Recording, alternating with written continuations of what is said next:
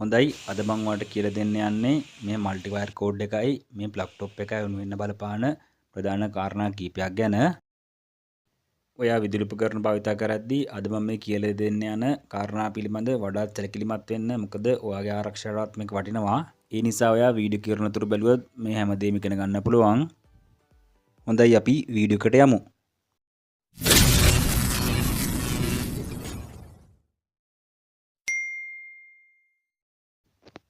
ඔයාලට පේනවා ඇති මේ මල්ටි කෝඩ් එකට අයන් එකක් ගහලා තියෙනවා.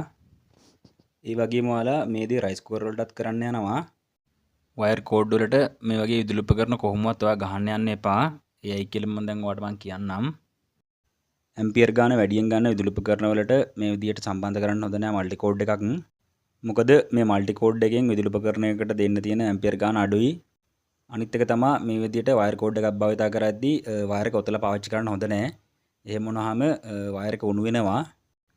ඔයත් මේ විදියට වයර් කෝඩ් එකක් භාවිත කරලා රයිස් කුකර් එකක් අයන් එකක් ෆ්‍රිජ් එකක් වගේ දේවල් භාවිත කරනවා නම් ඒක නවත්තන්න. මොකද එතකොට ඔයාගේ විදුලි උපකරණ වලට හානි වෙන්න පුළුවන්. ඒ වගේම සමහර ලාට ගින්නක් උනත් තියෙන්න පුළුවන්.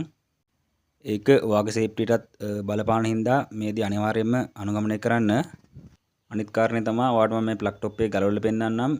බලන්න මෙන්න මේ ප්ලග් টොප් එකේ පින් ටික උණු වෙලා තියෙන විදිය. ඒ කියන්නේ මේක ලූස් කනෙක්ෂන් තිබ්බොත් මෙතන රත් වෙලා උණු වෙනවා. එතකොට ප්ලග් টොප් එකටත් හානි වෙනවා. මේ විදියට වෙන්නේ මල්ටි කෝඩ් එකට ප්ලග් එකේ පින් ටික සෙට් වුනේ නැති වුනහම. ඒ වගේම ඔයා මේ විදියට පාවිච්චි කරොත් එහෙම ඔයාගේ විදුලි උපකරණ වලටත් හානි වෙන්න පුළුවන්. දැන් ඔයාට මම මේ මල්ටි වයර් කෝඩ් එක ගලවලා පෙන්නන්නම්. මේක වෙලා තියෙන වැඩේ ඔයාට පේනවා ඇති මේ වයර් එක ඉන්නේ නැහැ. ඒ කියන්නේ වයර් එක ඇතුලේ මුණු වෙලා තියෙන්නේ. ඔයාටත් වයර් කෝඩ් එකක් හදාගන්න ඕන නම් මෙන්න මේ විදිහට හදාගන්න. මේක මම මේ හදපු වයර් කෝඩ් එකක්. ඔයාට වයර් කෝඩ් එකක් හදාගන්න විදිය වෙන වීඩියෝකුත් කරලා තියෙන්නේ. ඒකත් ඔයාට අවශ්‍ය නම් බලන්න පුළුවන්. ඒ වගේම තමයි වයර් කෝඩ් එකක් හදද්දී ඔයා හොඳ වයර් එකක් තෝරගන්න ඕන. ලොකු ඇම්පියර් ගානක් ගන්න පුළුවන්.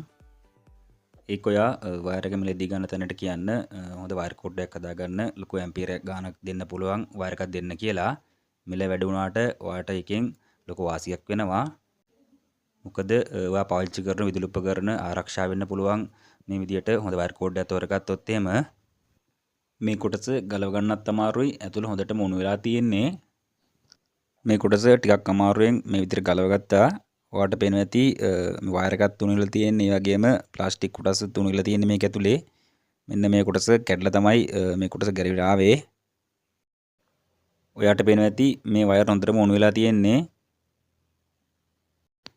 සාමාන්‍යයෙන් ඔයා මේ වගේ දේවල් පාවිච්චි කරනවා නම් ලොකු ඇම්පියර් ගානක් ගන්න කිසිම එකකට පාවිච්චි කරන්න එපා. ඒ වගේම තමයි අනිත් විදුලි උපකරණ කියන්නේ ටීවී අනම්ම නම් ඒවත් මේවට භාවිත කරන්න එපා කියලා තමයි කියන්නේ නම්.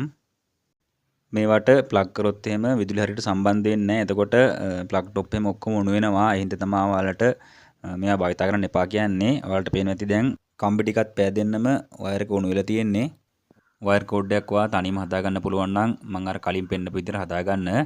ඒක වඩාත් හොඳයි. ඔයාලට දැන් පේනවා ඇති මේකේ වයර් උණු වෙලා තියෙන විදිය. ඒ වගේම වෙළඳ පොලෙන් ගන්නවා නම් හොඳ කොලි ටිකක් ගන්න. මොකද ඔයාගේ විදුලි උපකරණත් ඔයත් ආරක්ෂා වෙන්න ඕන හින්දා මේ වගේ දේවල් ඔයාලටත් වෙලා තියෙන්න පුළුවන්. එහෙම වෙලා තියෙනවා නම් කමෙන්ට් එකක් දාලා යන්න. ඒ වගේම අනිත් අයත් දැනුවත් වෙන්න ෂෙයා කරන්න. වීඩියෝ එක හොඳයි නම් ලයික් එකක් දාලා සබ්ස්ක්‍රයිබ් පාරකුත් දාලාම යන්න. එතකොට ඔයාට මේ වගේ වැදගත් වීඩියෝ නරඹන්න පුළුවන්.